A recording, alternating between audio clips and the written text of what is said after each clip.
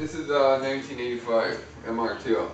Hard top, no power options, nothing. This is the lightest chassis available.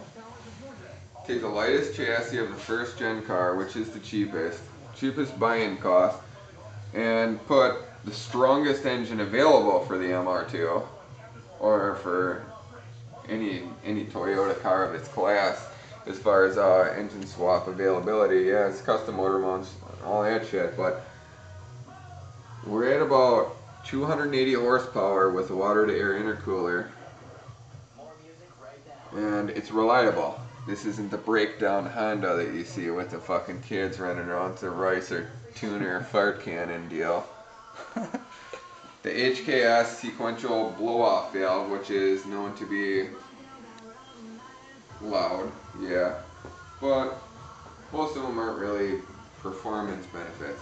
This one is still skeptical, but it's at the higher end of blow-off valves. Loud, yep, you can definitely hear it fucking whistle in the back of you, so it's like, you know, all the loud noise of that blow-off valve, but the exhaust is pretty much stock. It's a sleeper. So it's not extremely loud going down the street until you let off that throttle when that turbo is fully spooled and you let off that throttle and psh, that's what you're going to hear. You're not going to hear a loud exhaust screaming and it's got all its power. It's a sleeper car. When it comes up behind you, you don't really know what it is. But sitting inside the car is extreme vibrations from these motor mounts are extremely hard. You're getting full power transfer to minimize the loss, so you're going to feel all the vibrations from that engine too, right in the cab, which most people wouldn't like, but I can put up with it.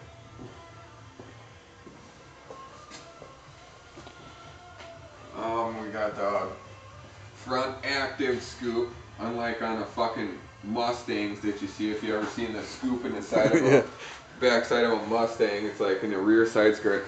The engine isn't in the back of the fucking Mustang, you know what I mean? It's a fake scoop. It's bullshit. Quit trying to fucking make it out to be something it's not, you know? This is an active scoop. It helps to provide cooling for the radiator and the water-to-air intercooler. So, I mean, we got some benefit here. This is a real deal thing. We're getting better flow through the radiators because of this.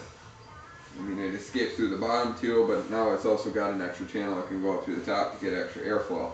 We got to keep things cool to maximize performance. The cooler the air is going into the engine, the more oxygen it has. The more oxygen it has, the more fuel you can add. What kind of rims are those? Those are stock for one of the Celica or MR2s, right?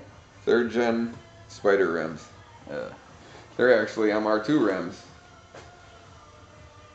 They're a little bit heavier than I like, but they've got the width and they've got the looks, which is good.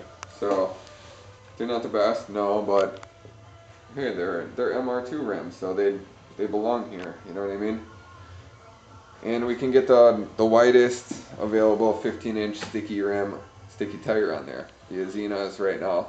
There's one that's a little bit better out right now. It's probably going to go on when these burn out. It's probably only take another year of me and Justin cruising down highway.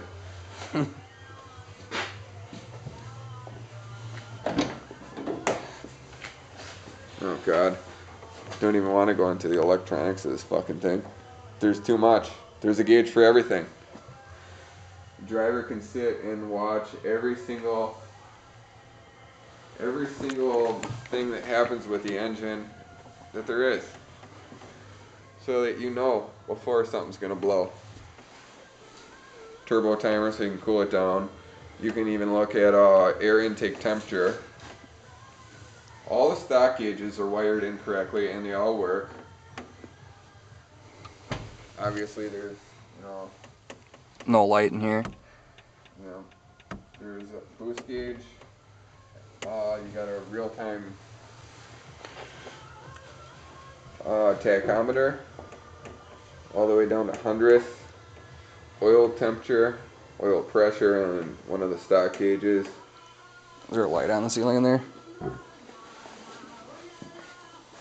don't know, it's not coming on.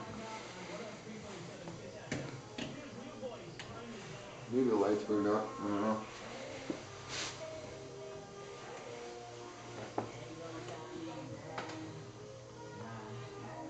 Yeah, I guess it's pretty simple. This is a clean swap, fast car. Hell yeah, this car fucking shoots dart.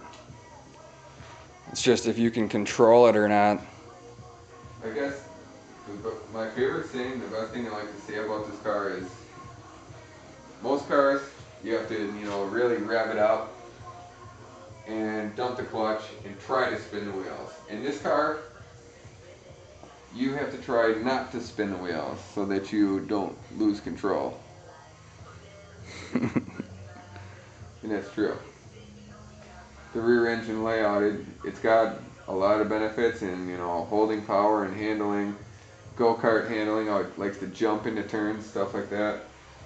Its disadvantage is once that weight in the back starts to spin, you got to be a good enough driver to be able to control it and keep that rear end in the rear. Because if it comes around, it's too late. Kind of like pulling a heavy trailer. If that trailer ends up in front of you, you're fucked. It's going to take you. Rather than you driving it, it's driving you. The aerodynamics are really the best design thing besides the engine about this car. Because the air flows from underneath and comes up into the engine bay. And there's been stupid fuckers that will use the side vent and try to use it as an air intake type of deal up here, and then it will, bring air down. You're forcing air down into the engine bay. You're creating a swirl instead because you got air coming up and then you got air coming down. So you're creating a swirl inside the engine bay where you're not getting rid of all the hot air, which is what this raised vent is all about. Try to expel more air.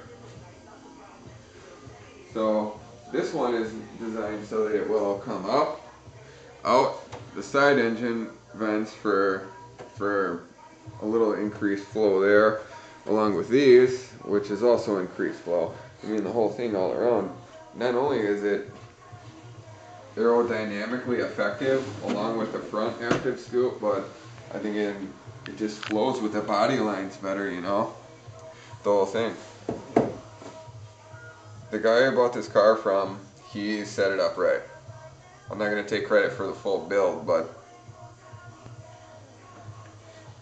I did. Pop trunk.